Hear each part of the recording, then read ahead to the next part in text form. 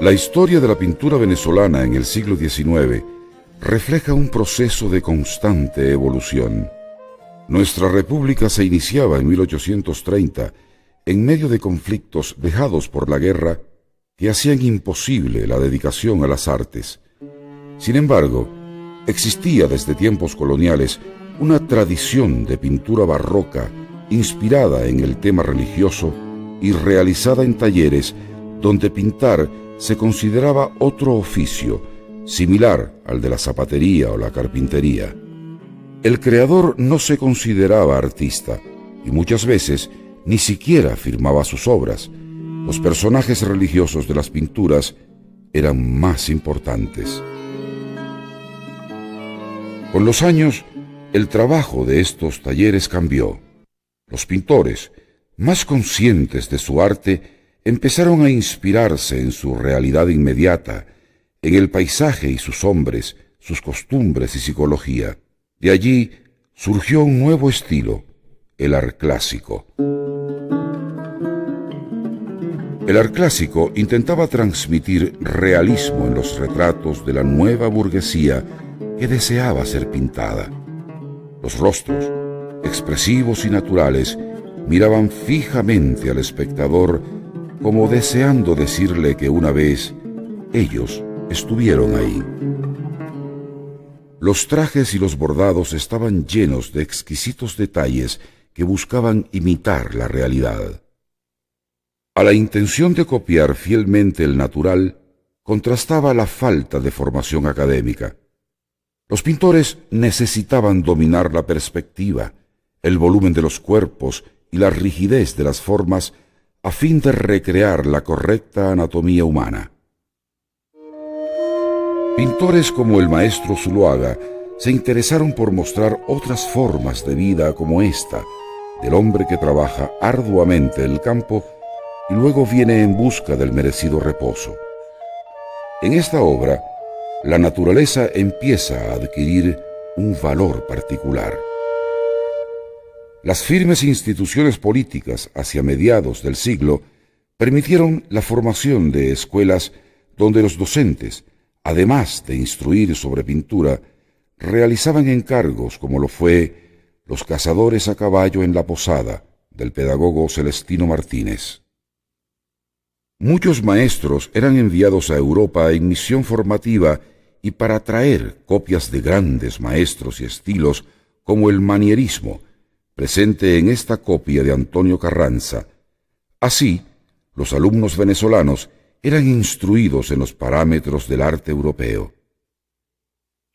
Los artistas europeos también visitaron nuestro país, en especial alemanes, ingleses y franceses, cuyos trabajos en la paisajística local de nuestras ciudades y pueblos dejaron una huella importante en el género, como lo evidenciaría luego la pintura venezolana del siglo XX. Los estragos económicos y sociales producidos por la Guerra Federal, ocurrida entre 1859 y 1863, obstaculizaron los avances académicos de la pintura. La vida artística volvía a ser tan difícil como en los primeros años del país. Pero en 1870 aparece en la escena histórica la figura de Antonio Guzmán Blanco. Con él se iniciará el mecenazgo oficial de la cultura y las artes y se reforzarán los intentos por tener en Venezuela una enseñanza académica de la pintura. Arturo Michelena, Cristóbal Rojas y otros artistas empezaron a participar en prestigiosos salones y concursos franceses, obteniendo reconocimiento internacional. Ciertamente la presencia de los pintores venezolanos en los salones de los artistas franceses, como en el Salón Conmemorativo de la Revolución Francesa, fue decisiva para que nuestros artistas, nuestros pintores, Michelena, Rojas, etc., alcanzaran la consolidación internacional de la obra que realizaban en aquellos momentos.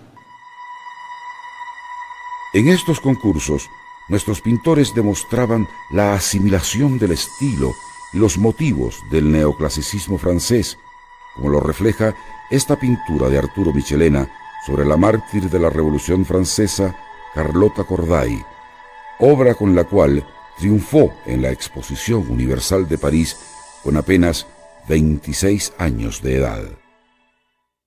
La actividad de las exposiciones también sería realizada en Venezuela, acostumbrando a la población a visitar y conocer las obras de arte.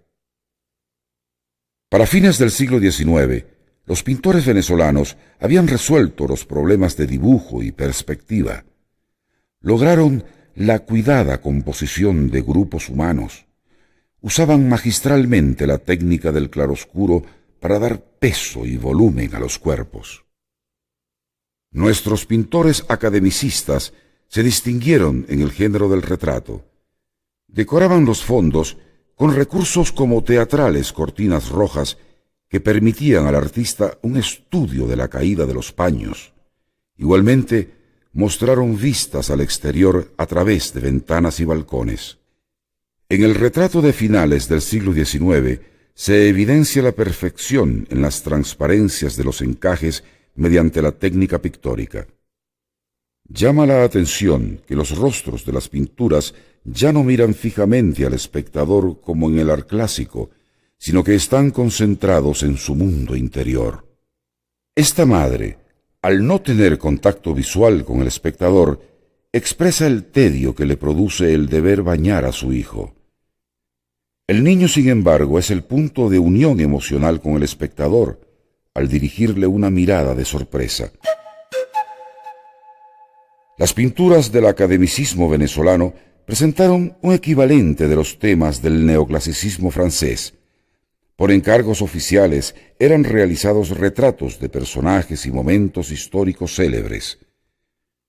Los asuntos patrióticos se reflejarán tanto en su grandeza como en su profunda dimensión humana. Así, nuestro academicismo fue más allá del formalismo aprendido en la escuela europea. El neoclasicismo francés había utilizado la mitología como tema de sus pinturas. Nuestros artistas en el siglo XIX la convirtieron en un pretexto para hacer estudios sobre la luz y el color. La vida cotidiana fue otro de los motivos artísticos para la pintura, al igual que las escenas dramáticas y conmovedoras de quienes sufrían. Un notable ejemplo de perspectiva y profundidad se encuentra en esta obra de Emilio Mauri, Margarita viniendo de la iglesia. En ella se destaca en primer plano al personaje femenino, quien se ha detenido para posar ante el pintor como para una fotografía, técnica ya existente por los años de 1880, fecha de la obra.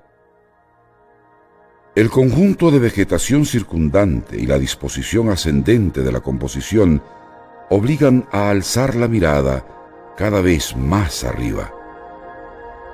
En la parte superior de la pintura, la arboleda finalmente se abre para descubrir la iglesia, de donde proceden todos los caminantes.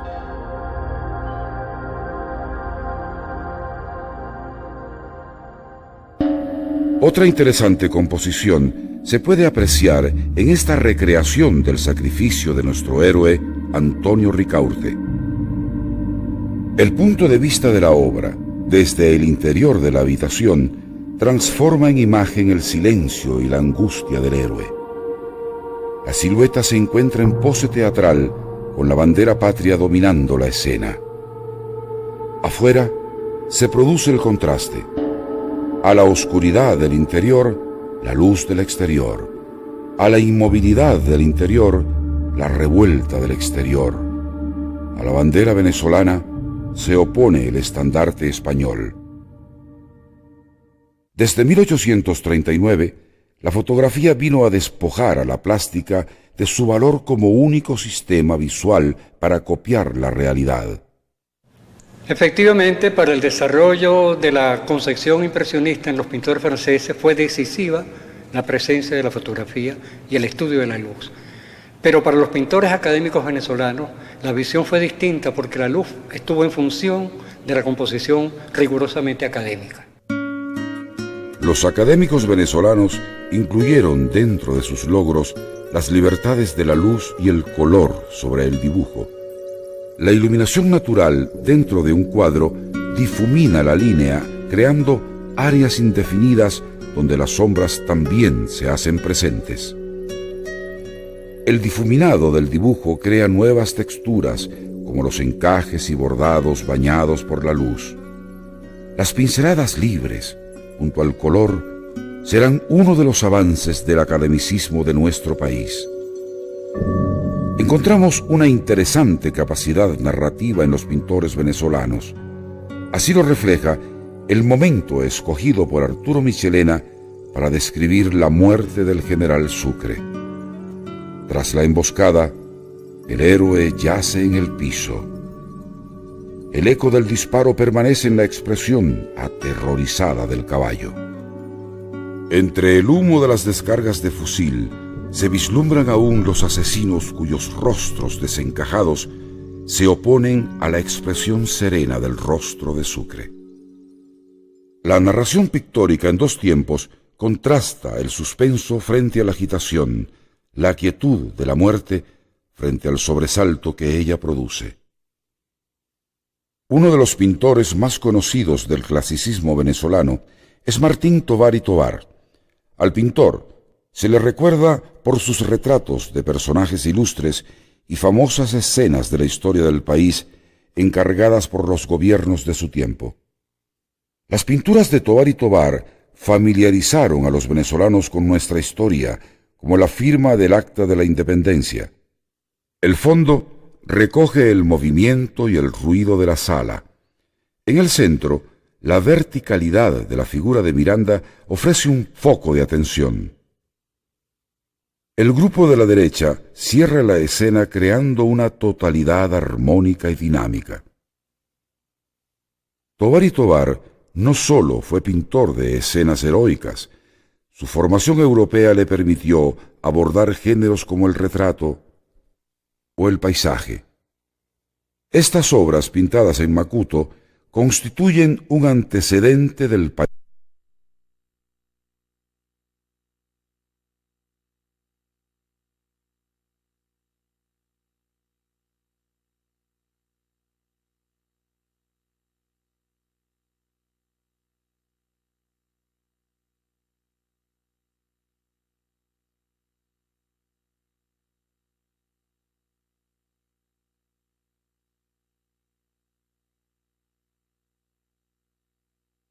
paisajano. Cristóbal Rojas fue otro de nuestros más famosos pintores. El autorretrato con sombrero rojo, que recuerda a la pintura flamenca del mismo nombre, captura el movimiento del giro del torso mediante el difuminado del traje, quedando semioculto en la penumbra producida por un foco de luz cenital. El carácter juvenil y alegre de Cristóbal Rojas no le impedía transmitir las realidades sociales y sórdidas que solían ser del gusto en los salones oficiales franceses, como lo evidencia la primera y última comunión. En esta obra, el rostro de la niña transmite una impresión dramática. La luz que cae sobre el vestido blanco parece surgir de la hostia consagrada, iluminando no solo a la agonizante, sino también al monaguillo. Otro foco de luz, esta vez proveniente de una vela, se refleja fielmente en las ropas del sacerdote. Los familiares se encuentran entre las sombras. El tenebrismo, como se conoce a esta técnica de ubicar personajes en la casi total oscuridad, resalta la desesperanza de los padres hacia su hija.